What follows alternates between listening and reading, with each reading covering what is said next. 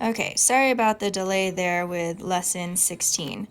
So, what they want you to do is they want you to draw a line AB over here. So you're going to use a straight edge to connect them. Okay? And then you're also going to plot a new point at 0, 8. So that will be here, and we're going to label it C. You will then connect point C to point A using your straight edge, like that. And explain how you know that CAB is a right angle without measuring it. So what we're going to do is we're actually going to make a straight line on our coordinate plane here. So we have a straight line that goes across, okay? Now if we were to connect C with this line, it would make a 90-degree angle. If we were to connect B with the line, this would also make a 90-degree angle. So what this tells us is that these two acute angles make a 90-degree, and all of these have to make 180 degrees. So that tells us that because the straight line is 180, these two lines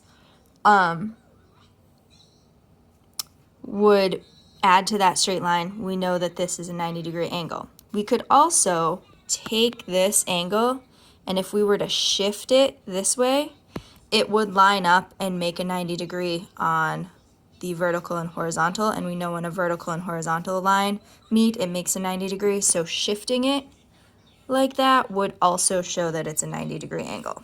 It's a little bit confusing. Not the best explanation. We can definitely go further into it. But basically, we know that it's a 90-degree angle because if we rotate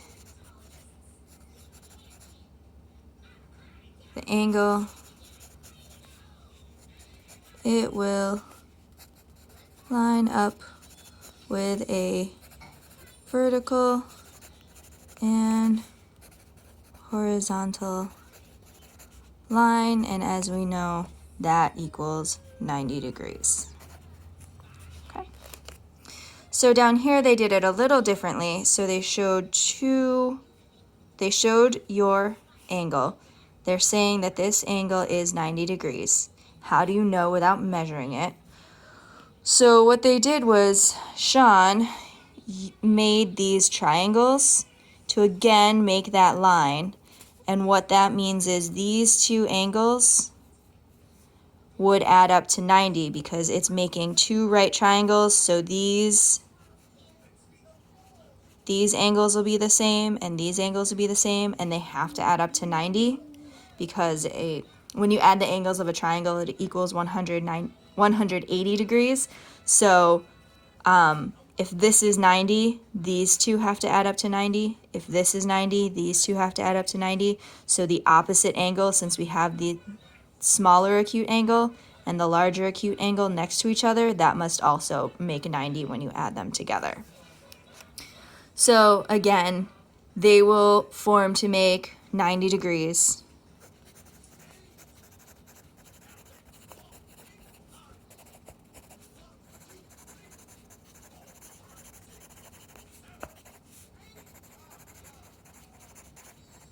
Okay, they will add together to make 90 degrees. And again, if you were to rotate it, so if you were to take this and rotate it up, it would make that same horizontal vertical line. And then we know automatically that that makes it a 90-degree angle.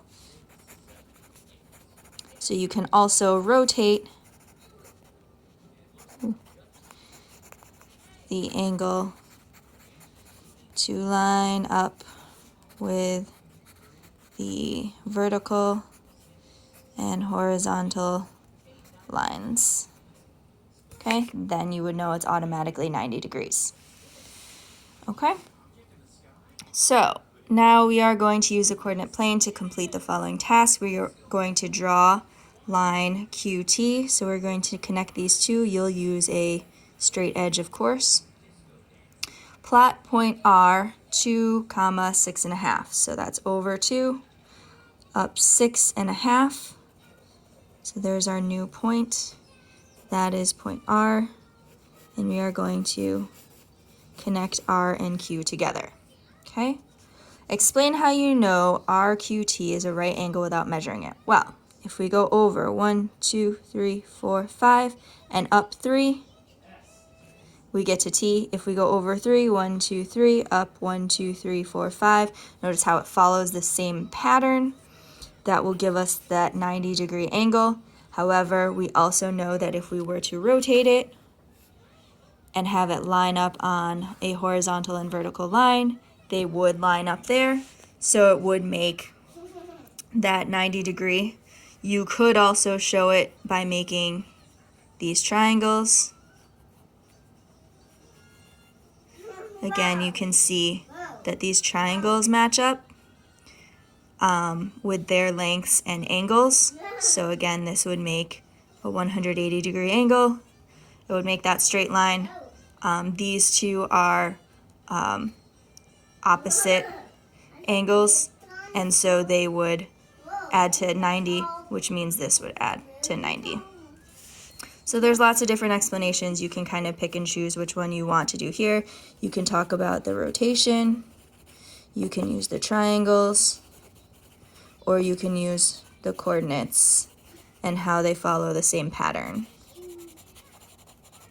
Okay?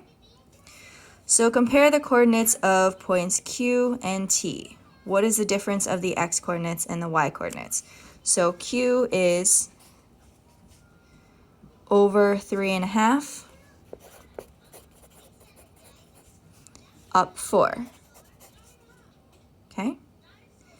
T is over 6, up 5.5. Okay? What is the difference of the x coordinates and the y coordinates? So when I subtract,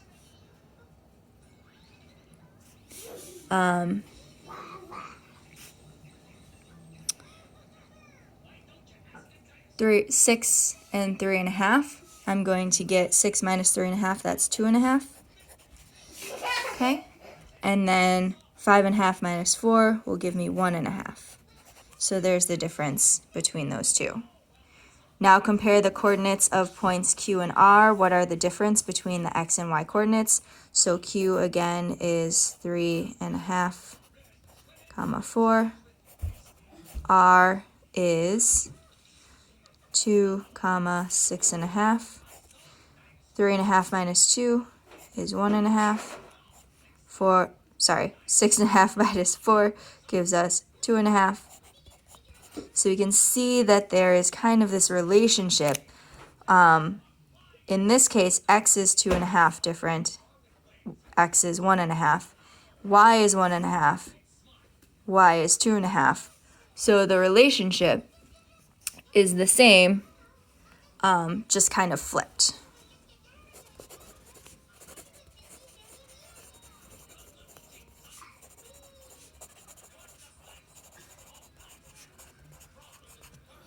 Just flipped between the coordinates. So it follows the same kind of pattern. It's just flipping between the x and y axis. Okay?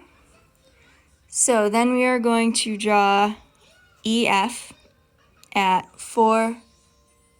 Oh no, we're not going to draw it. EF contains the following points: 4, 1, 8, 7.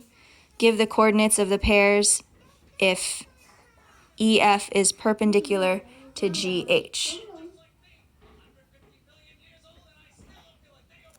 So 4, 1, 8, 7. So what is the difference? 8 minus 4 is 4. 7 minus 1 is 6. Okay? So we would then have to flip that and have points that have the opposite relationship. So 1, 8, and 7, 4. Don't worry, I won't have you do that one on your own. So if you just do page 82 for independent practice, that is lesson 16.